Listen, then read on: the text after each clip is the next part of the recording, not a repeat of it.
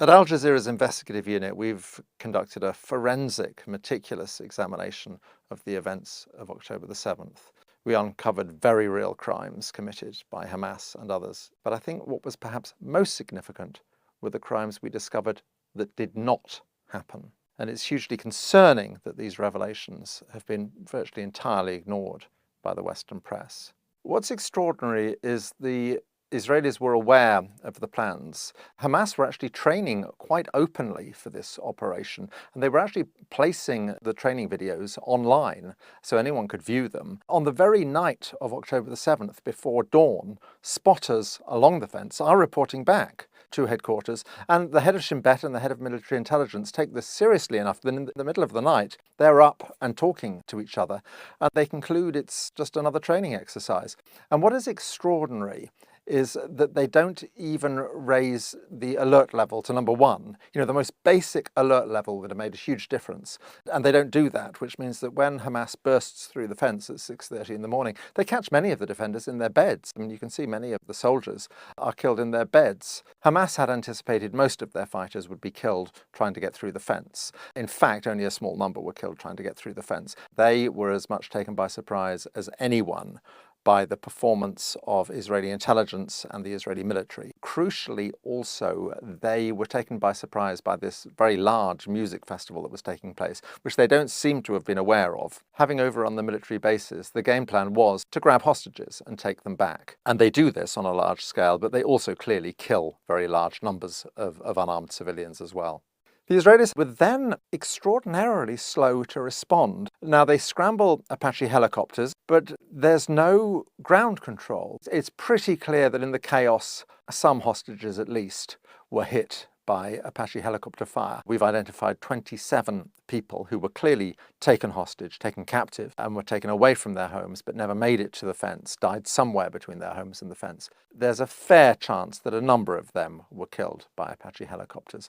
Within the kibbutzes, we've identified 18 people who were pretty much certainly killed by the police and the army as they arrived. 12 of them a specific incident in kibbutz Beri, where you have a large number of gunmen, around 40 gunmen, holed up in a house with 13 hostages. A tank is brought in and opens fire on the house. There are 2 survivors from this incident, which is why we know about it. There may be other incidents we don't know about because everyone was killed, but there are 2 survivors from this who spoke to Israeli media. There's a common sense thing. You just have to look at the scale of the destruction, and it's clear that 1,200 men armed with rocket-propelled grenades and machine guns did not do all of this.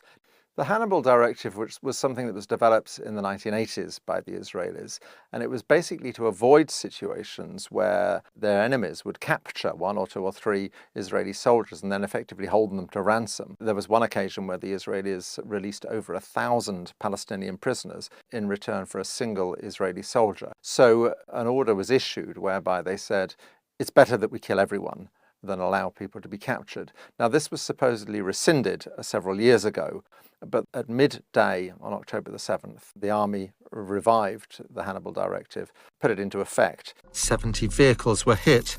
At least in some of the cases, everyone in the vehicle was killed. The Israeli military does not deny the report.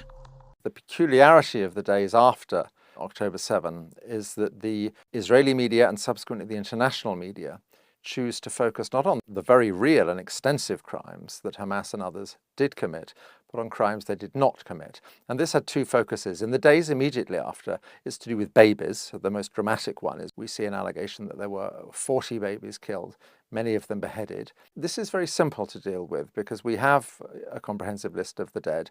We know that 2 babies are killed on October the 7th. One is a 10-month-old child who is hit by a bullet fired through a safe room door. The other is a child who dies after an emergency cesarean, a Bedouin child, in fact.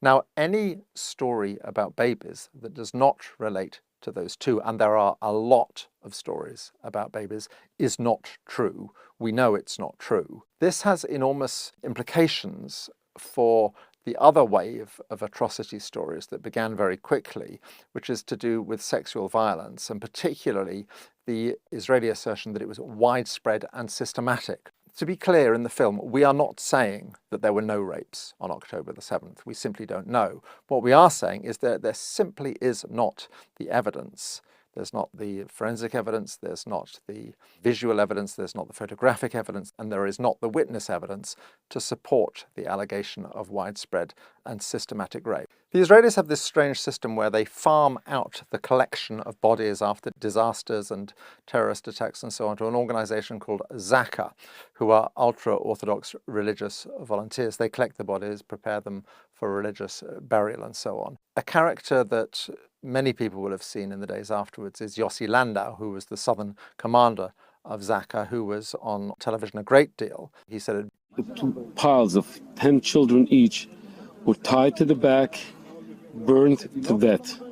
You then see a phone call which Netanyahu makes to President Biden, where he repeats this story. In fact, he embellishes it. They took dozens of children, bound them up, burned them, and executed them.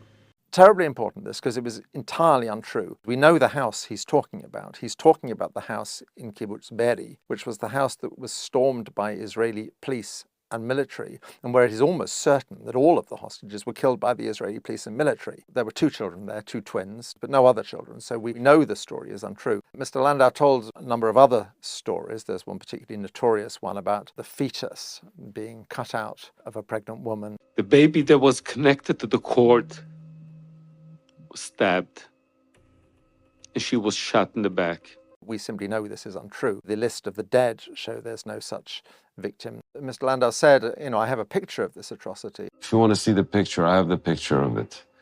This is the baby. I'm sorry to be graphic here, but I can't see a baby here. You can't see the baby but this is the picture of the mother. It was a piece of charred flesh. It wasn't a baby. It certainly wasn't a baby. So it was interesting. Psychologically, I'm not quite sure why he offered to show me a photo that he didn't have.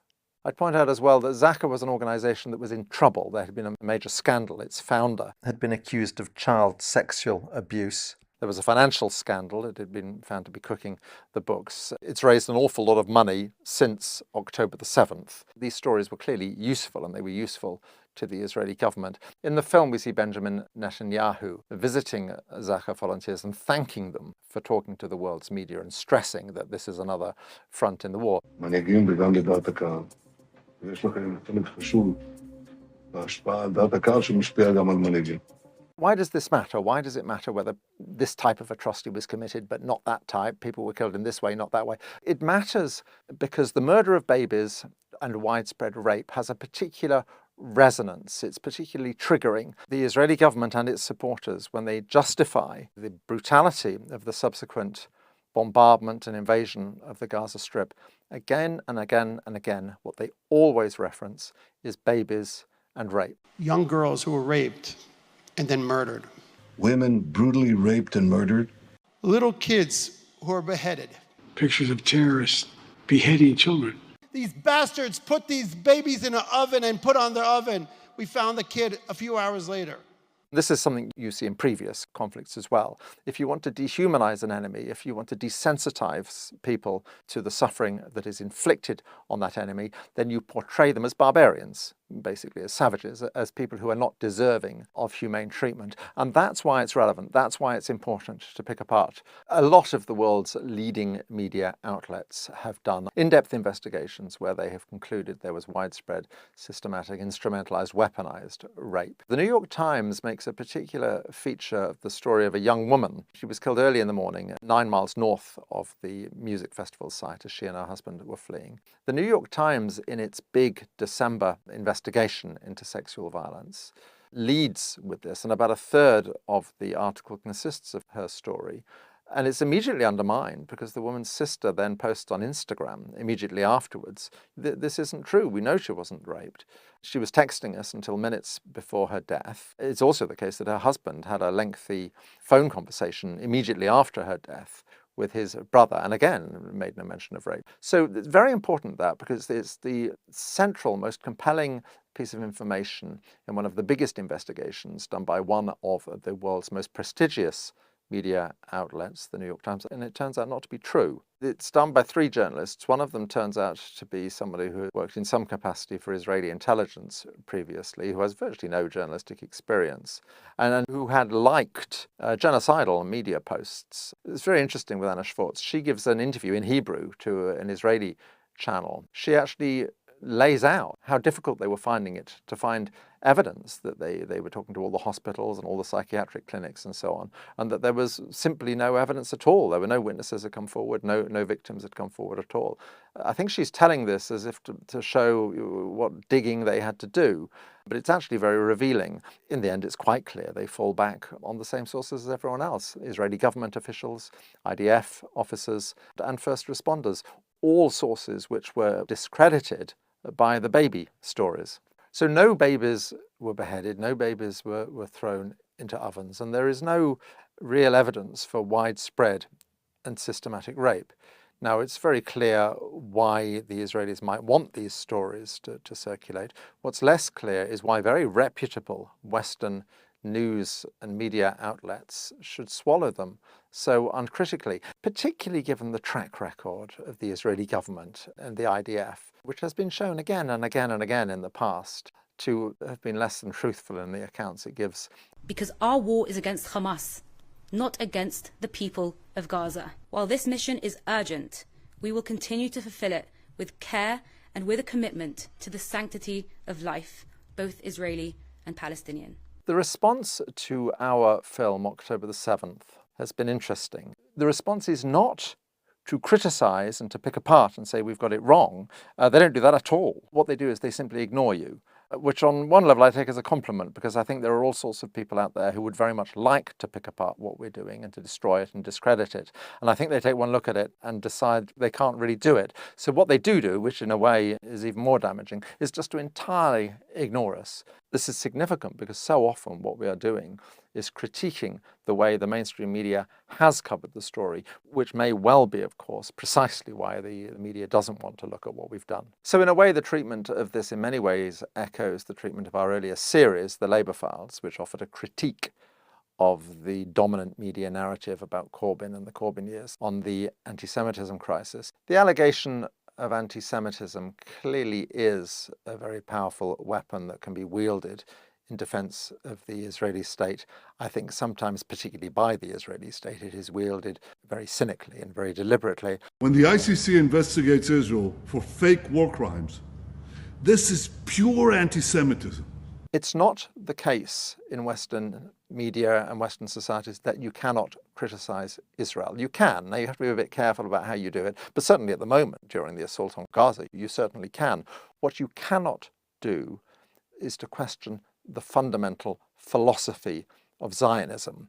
What you are not allowed to do is to say what all Palestinians would say: Israel is a state whose defining feature is and has always been that it is structured to ensure the domination of one ethnicity over another, that it is in effect an apartheid state, which is what all of the world's human rights organizations now describe it as. The enormous peculiarity and dysfunction of Western media with Israel is not only does it not say that, you're actually not allowed to say that. And this renders criticism of Israel perilous terrain. People are very on edge. They're very aware that they're straying into dangerous territory. They're very aware they have to choose their words terribly carefully, otherwise they will be misconstrued. You can see this happening at its worst within the Labour Party, where particularly Jewish people are far, far more likely to be suspended and expelled for anti-Semitism from the Labour Party than non-Jewish people. But there is something more fundamental that goes on, which regards the Palestinian people as a whole.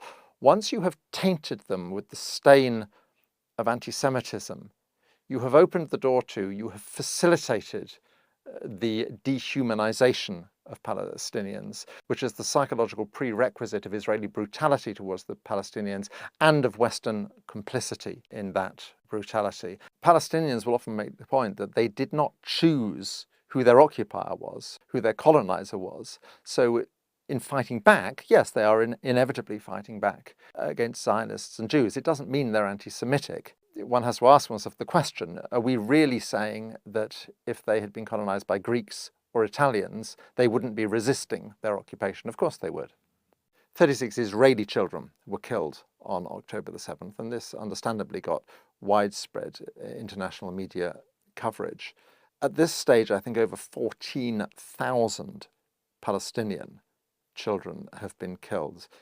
And you would expect the outrage and the coverage to be proportionately greater, and it's not. in future people will look back at what is being done, which is essentially the flattening of a whole series of towns and the mass murder of thousands and thousands of unarmed civilians, almost half of whom are children. And they will be absolutely bewildered by how the West allowed this to happen under its very noses with weapons that were being supplied by the West. There is a rupture in the relationship of large numbers of people with the political media class. There is a fundamental alienation that is going on right now as a result of what is happening in the Gaza Strip. I think that's very dangerous for the future. The events of October the 7th are a case study in how traditional media can let us down and how we desperately need alternative voices that will genuinely probe these things and not simply accept the narratives that are fed to them.